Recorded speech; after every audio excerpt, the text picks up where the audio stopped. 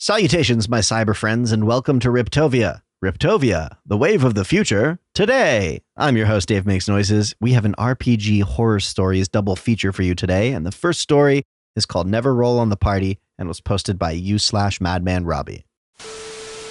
This was a while ago now, though a friend recently reminded me of possibly the cringiest IRL session of Shadowrun I've ever played. My local game store has this really nice gaming lounge with snacks, air conditioning, leather chairs, and no BO during the week when the regulars weren't there. Some friends and I would play Shadowrun there since at the time none of us had a place big enough for all of us to sit around and play. While playing, people would notice our game and ask to join, and I'm always happy to help new people get into Shadowrun. One of those times, we recruited a standard scrawny nerd, the kind I saw all over my campus, and he wasn't an obvious neckbeard or incel, so he wasn't setting off any alarms right away. The game I was running was a campaign based around a friend of the party getting captured and the party members working to rescue him from a hidden corporate black site.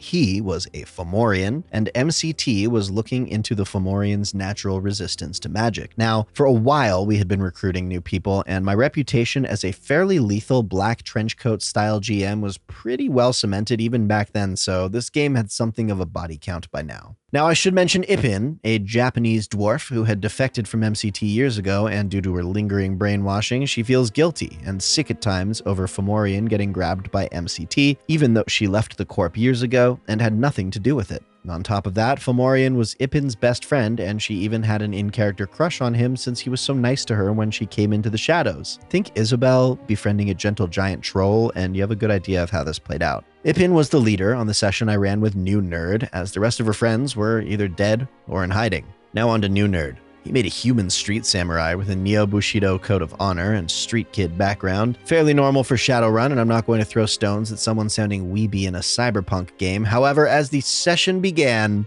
he described his character in a way that I think was meant to be cool, but reminded me of school shooter Peter Griffin from Family Guy. Combat boots and trench coat, Punisher shirt, cargo pants, fingerless gloves, the works. At that point, it was a little silly, but again, not going to throw stones about being silly in Shadowrun. The game veers easily into clown shoes territory at the best of times, so the job began.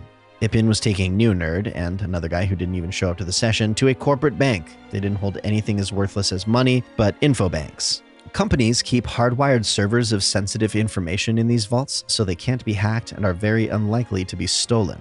The job was for to steal one of those servers from an MCT vault. Ipin was a rigger/decker, so she waited in her van while Columbine Samurai went inside to case the joint. She gave him a few cameras, sensors, etc. to let him record security systems and stuff, as well as some data taps he could plant so she would get better access into the bank's systems. Ideally, she would get in, open the vault, and Columbine Samurai sneaks past security to grab the server, and they leave.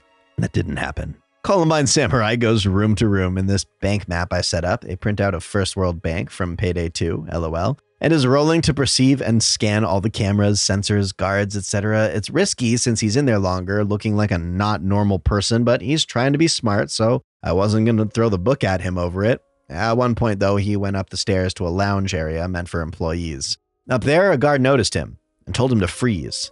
He stopped, put his hands up, didn't draw since he was surrounded by rent-a-cops throughout the building. "Hey, Yumi, what do you think you're doing here?" asks while approaching with a hand on his taser. Whoa, hold on, officer. I'm not up to anything. Rolls con. Fails. "That's so, Yumi. You don't look like no employee at this here bank, you." Okay, you got me, all right. I'm a shadow runner, but I'm not alone. Let me go, and I can get you to the person really wanting to rob this place. Yes. He went full Trout/Deadman. Deadman. So Orc Officer calls this in, and two more cops help him secure Columbine Samurai in the lounge. They don't move him since they know he'll probably start shooting, and work out a deal with CS to wear a bug and go back to his boss. CS would go back, report success, then the officers would get a confession and move in to arrest his boss. What he seemed to forget was that Ipin already had a bunch of bugs on him and saw/heard this whole scene go down while getting increasingly distraught in the rigger van. Columbine Samurai comes out of the bank looking all smooth and composed. He goes back to the van's driver's seat, gets in, and tells Ipin that security was too tight for him to plant the data taps, but they can come back later and try again. He also asked her why again he needed to plant the taps as a way of getting her to confess to the mic.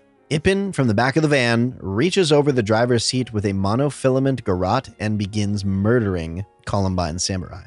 Thus began the first ever instance of PvP in one of my games, and Ipin's first time getting her hands dirty. From there, Columbine Samurai began whining about rules and trying to game Shadowrun's rules to get out of getting killed. He failed a surprise roll, couldn't out-edge her, argued that his higher initiative should save him even though he was surprised, then tried arguing about how he shouldn't need to roll since he's a human with muscle enhancements and a hard body and he's a tiny dwarf. And I told him that's not how it worked, and she's been winning every opposed roll. Finally, CS's head was sawed from his shoulders and fell into his lap.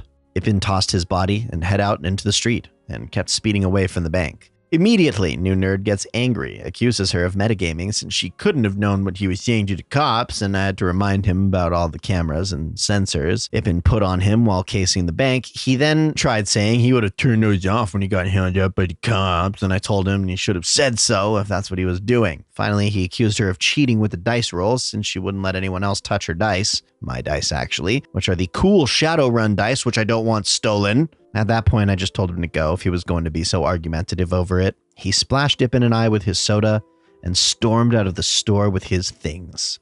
Never saw him there again, and the manager gave me a free Pepsi for getting assaulted in his store, so every cloud has a silver lining, I suppose. The second story today is from NoCloud7275, and it is entitled, Player Thinks He's a Machiavellian Genius. The story happened in a game of 5th edition I played on Roll20, which lasted all of about 2 sessions. The premise of the campaign was the player characters colonizing a new continent and carving out our own holdings. I think one player wanted to establish a temple to his god. I don't remember what the other player's ambitions were, though my character's was to establish a barony for himself, being a 7th son of his noble family, and being unlikely to inherit anything. Enter Machiavellian Genius. We'll say MG for short. He was very vague about what his character was like during the session 0 we had, saying that he was content to just roll with the rest of the party. That wasn't too much cause for alarm, but he constantly spoke about his desire to play a Varys-like character from Game of Thrones. A Song of Ice and Fire was his favorite book series, which he would constantly reference. He would speak constantly of his character's political savvy, and would reference all of these fallacious assumptions, which the DM would correct him on constantly. To make matters worse, he would argue with literally everything that every player said regarding their own goals and say in the most smug tone imaginable, "So it would seem," when we'd talk about our plans for the future. Finally, he'd constantly quote one line from The Prince, "'Tis better to be feared than loved," whenever he would allude to his so mysterious chess master of a character he had planned.